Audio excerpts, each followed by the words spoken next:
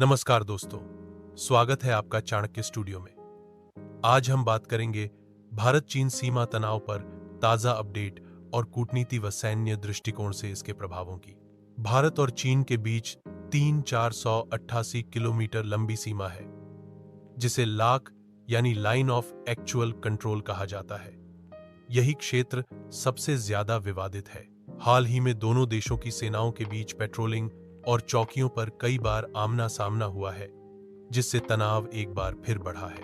गलवान घाटी की घटना को कोई नहीं भूला है, जहां 2020 में दोनों देशों के सैनिकों की झड़प में जाने गई।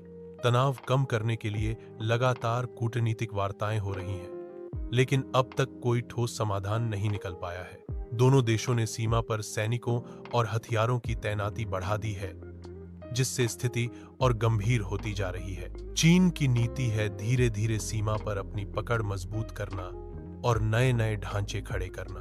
भारत भी पीछे हटने वाला नहीं है।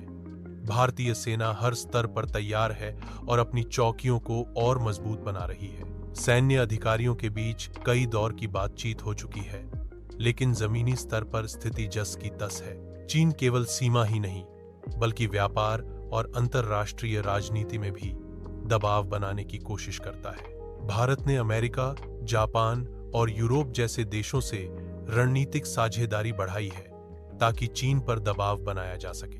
क्वाड जैसे समूहों में भारत की सक्रियता चीन के खिलाफ एक मजबूत कूटनीतिक संदेश है। तनाव का असर केवल सुरक्षा पर ही नहीं, बल्कि व्यापार और निवेश पर भी पड़ता है।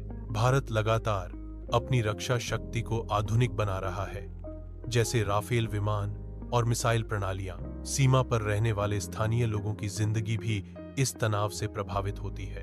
भारत तेजी से सड़कें और पुल बना रहा है, ताकि सेना की पहुंच हर जगह तक आसान हो सके।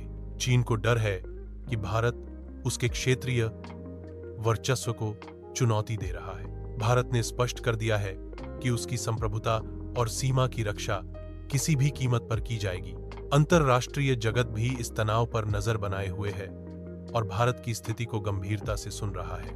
यदि विवाद सुलझा नहीं, तो भविष्य में और बड़े टकराव का खतरा बना रह सकता है। फिर भी उम्मीद यही है कि बातचीत और समझौते से शांति का रास्ता निकलेगा।